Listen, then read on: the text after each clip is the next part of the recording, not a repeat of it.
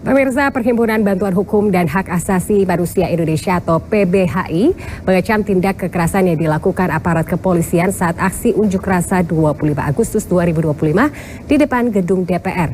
Tak hanya menembakkan gas air mata, polisi juga memukul seorang jurnalis foto dari kantor berita nasional Antara. Selain itu, polisi juga menangkap ratusan peserta unjuk rasa termasuk dari kalangan pelajar.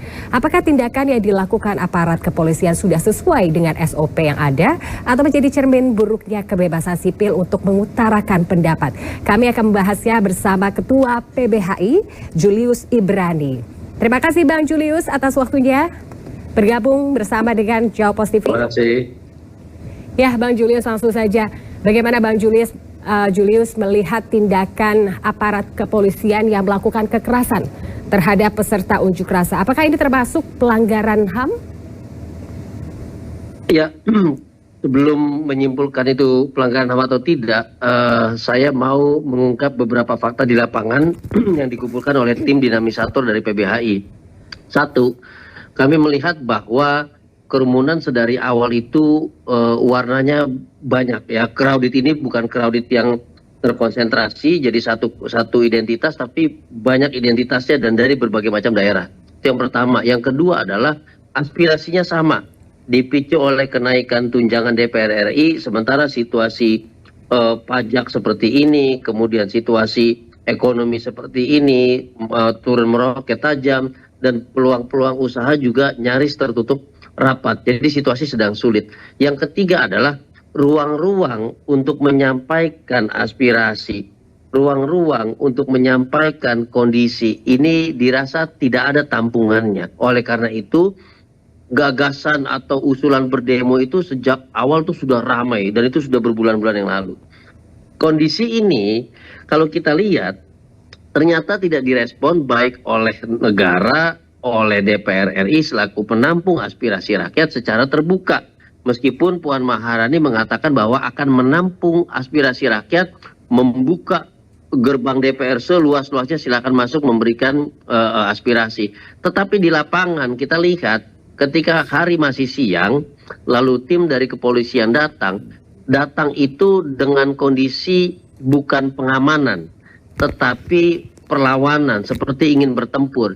Ada pagar-pagar yang sudah dilumuri oleh oli atau cat yang pasti dia licin. Lalu ada tim anti tempur gitu ya, anti teror, anti tempur yang berpakaian lengkap seperti perang, lalu berlaras panjang dan segala macamnya. Ini bukan cara merespon hak asasi manusia dalam konteks menyampaikan pendapat, dalam konteks menyampaikan aspirasi kepada pemerintah. Jadi dari situ saja standar yang digunakan sudah salah. Bahwa akan ada identifikasi, ada informasi intelijen akan berbuat rusuh, itu harus dikumpulkan dan wajib menjadi pegangan.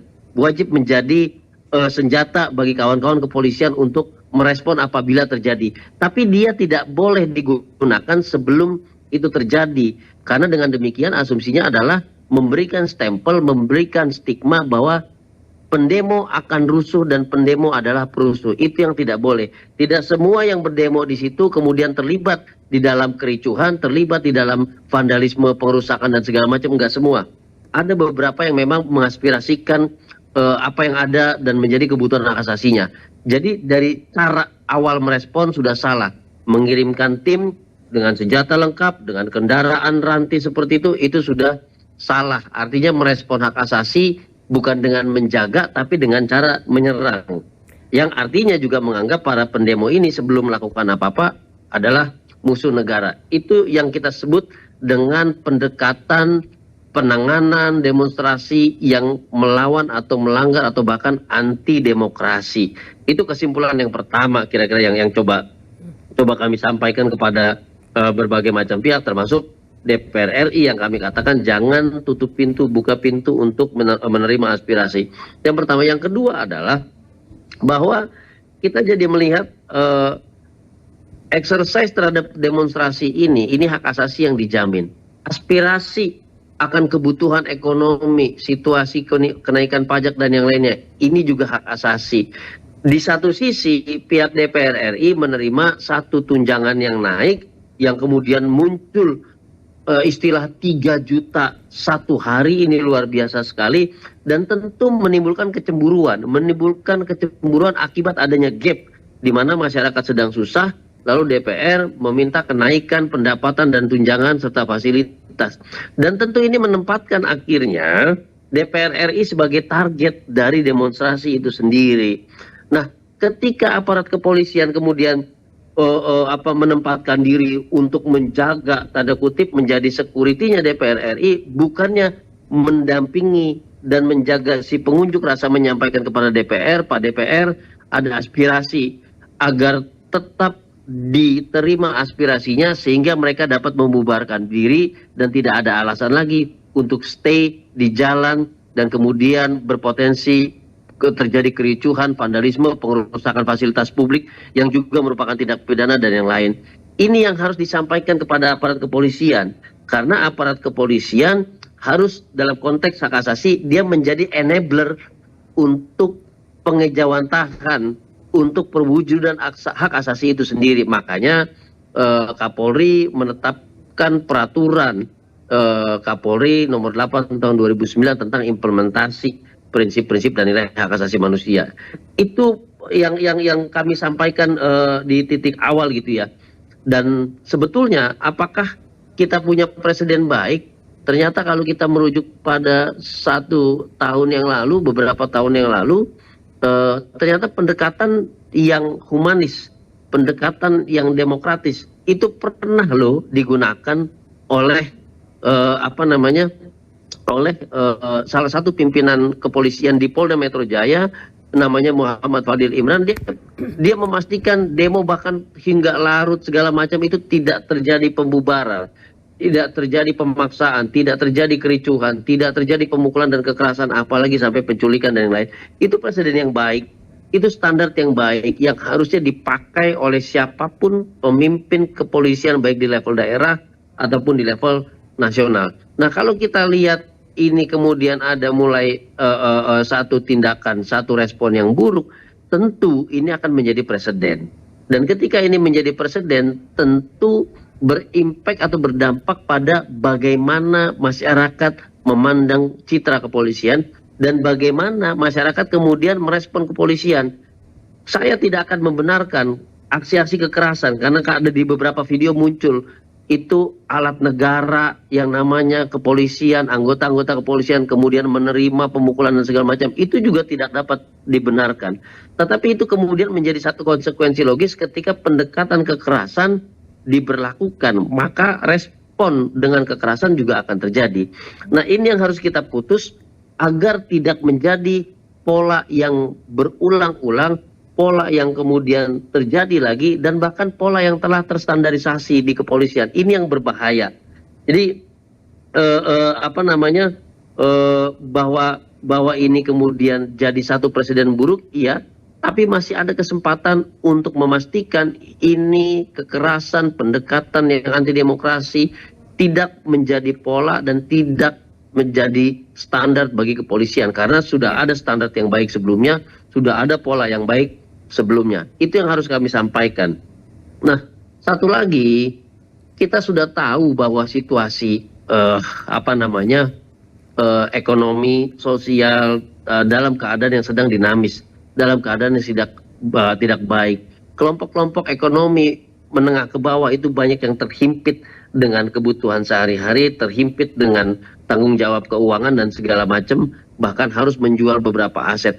Situasi ini di negara manapun selalu menjadi pemicu dinamika sosial, termasuk instabilitas sosial, protes terhadap negara, kericuhan, dan segala bentuk vandalisme di negara manapun. Terakhir saya mengunjungi Sri Lanka, itu sudah kami prediksi, sehingga kemudian terjadi revolusi di 2 atau 3 tahun kemudian. Itu kami sudah baca sebelumnya.